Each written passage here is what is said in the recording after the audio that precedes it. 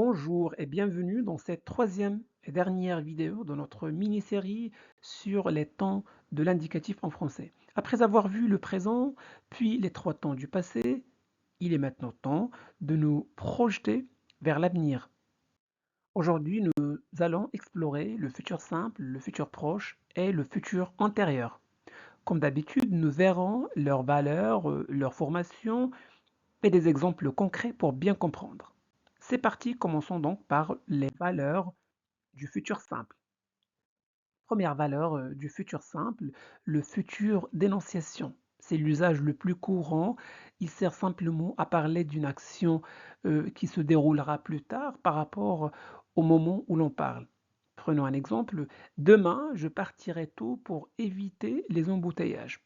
Ici, le locuteur exprime un événement certain, planifié dans le futur. Il n'y a pas de doute. Il s'agit bien d'un fait qui n'a pas encore eu lieu, mais qui est prévu. Deuxième valeur, le futur de promesse. Il sert à faire une promesse, montrer sa volonté de faire quelque chose. Prenons un exemple, je vous aiderai à terminer ce travail. C'est promis. Ce n'est pas seulement un fait futur, le locuteur manifeste ici son intention claire de faire quelque chose.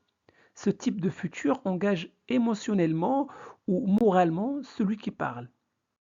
Troisième valeur, le futur de vérité générale. On l'emploie pour énoncer une loi universelle, une règle scientifique, un proverbe ou une vérité intemporelle. Prenons un exemple, l'eau bouillera à 100 degrés. Même si le fait est toujours valable, le futur apporte ici une neutralité ou un temps explicatif souvent utilisé dans la langue scientifique. Quatrième valeur, le futur d'ordre. Ce futur exprime un ordre, une instruction ou une consigne. Prenons un exemple, vous remettrez vos copies à la fin de l'épreuve. Ici, l'emploi du futur remplace un impératif plus direct, remettez vos copies.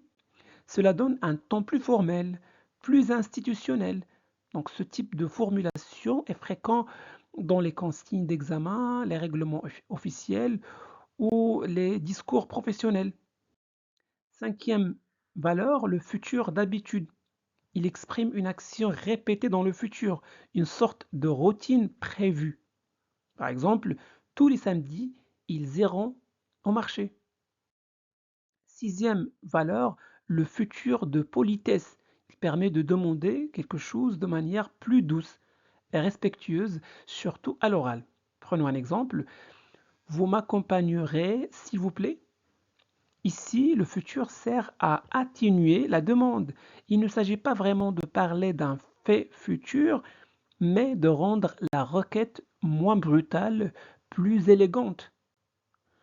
Parfait. Septième valeur, le futur d'hypothèse.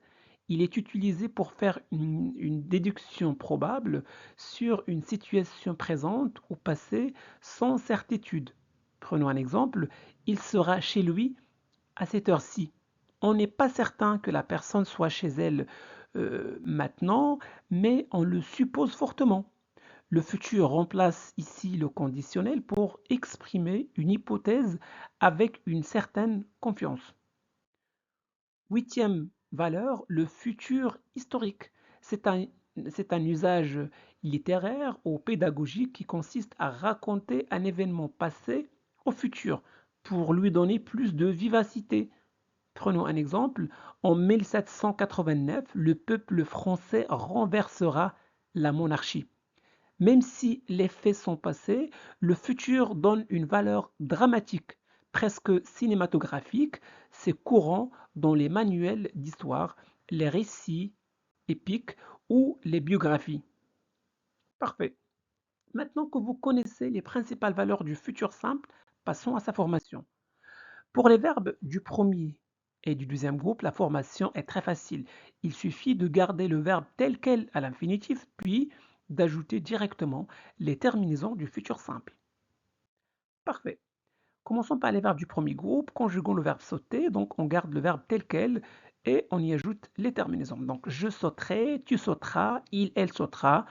Nous sauterons, vous sauterez, ils, elles sauteront. Cette règle est valable pour tous les verbes du deuxième groupe. Donc on garde le verbe tel quel à l'infinitif et on y ajoute les terminaisons du futur simple. Je finirai, tu finiras, il, elle finira, nous finirons, vous finirez, ils, elles finiront. Voici une liste des principaux verbes irréguliers du troisième groupe avec leurs radicaux au futur simple, qu'il est essentiel de mémoriser pour bien les conjuguer. Par exemple, pour conjuguer le verbe avoir, il suffit de retenir son radical, or, et d'y ajouter les terminaisons du futur simple. Donc, j'aurai, tu aurais, j'aurai, tu auras, il aura, nous aurons, vous aurez, ils auront. Faire, par exemple, je ferai, tu feras, il fera, etc. D'accord? Passons maintenant aux valeurs du futur proche. Première valeur du futur proche, il sert à exprimer un futur immédiat. Prenons un exemple, le train va partir dans 5 minutes. Le verbe va partir est au futur proche. Cela indique que le départ du train est très très proche dans le temps. C'est bon? Deuxième valeur du futur proche, il permet d'exprimer une action future certaine. Prenons un exemple, il va réussir, c'est sûr. Le locuteur est convaincu du succès de cette personne. Même si ce n'est pas encore arrivé, c'est une certitude pour lui. Troisième valeur, on emploie le futur proche pour une prédiction fondée sur le présent. Regarde le ciel noir, il va pleuvoir. Le ciel est couvert, il y a des signes visibles qui indiquent la pluie. Le locuteur anticipe l'action en observant le présent. Maintenant que vous connaissez les principales valeurs du futur simple, passons à sa formation. Alors, on conjugue le verbe aller au présent de l'indicatif auquel on ajoute l'infinitif du verbe à conjuguer. Parfait. Partir, je vais partir. Sortir, je vais, pardon, tu vas sortir. Voyager, il va voyager. Passons maintenant aux valeurs du futur antérieur. Première valeur, l'antériorité dans le futur. Voyons ensemble cette phrase. Quand tu arriveras, je serai déjà endormi. Il y a deux actions dans le futur, mais ils ne se passent pas en même temps. D'abord, je m'endors, ensuite, tu y arriveras. Donc, l'action d'être endormi sera déjà accomplie avant que tu y arrives. C'est pour ça qu'on utilise ici le futur antérieur pour l'action déjà terminée. Je serai endormi. Le futur simple pour l'action qui vient après. Tu y arriveras. Deuxième valeur, supposition ou hypothèse sur le passé. Prenons un exemple. Il aura oublié son téléphone à la maison. Ici, on emploie le futur antérieur aura oublié pour faire une supposition sur une action qui s'est probablement produite dans le passé. Ce n'est pas une certitude, mais une hypothèse logique basée sur une situation actuelle. Maintenant que vous connaissez les valeurs du futur antérieur, passons à sa formation. Alors pour former le futur antérieur, on conjugue l'auxiliaire être ou avoir au futur simple, puis on ajoute le participe passé du verbe. Alors conjuguons le verbe danser au futur antérieur. Alors on conjugue tout d'abord l'auxiliaire avoir, puisque ce verbe se conjugue avec l'auxiliaire avoir au futur simple, d'accord? Et ensuite on ajoute le participe passé danser, d'accord? Voilà. J'aurai dansé, tu auras dansé, il, elle aura dansé, nous aurons dansé, vous aurez dansé, ils, elles auront dansé. Parfait. Conjuguons le verbe venir. Alors, on conjugue l'auxiliaire. Ce verbe se conjugue avec l'auxiliaire être. On conjugue l'auxiliaire être au futur simple. Ensuite, on ajoute le participe passé, venu. Voilà.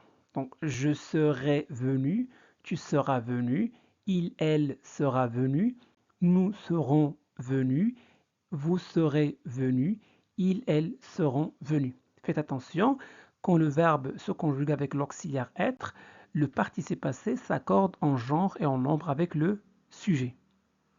Parfait.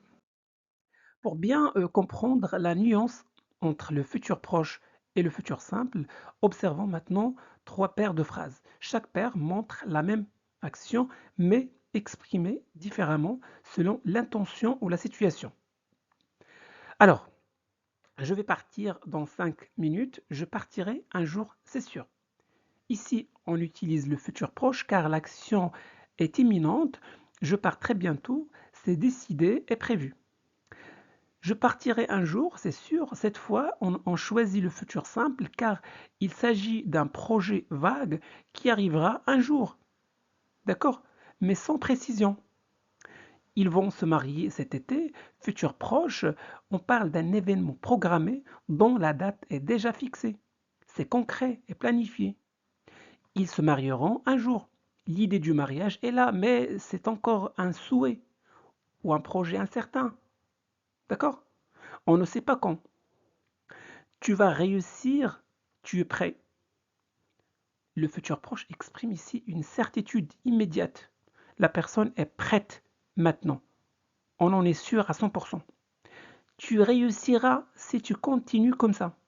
Le futur simple introduit une hypothèse. Ce n'est pas encore garanti.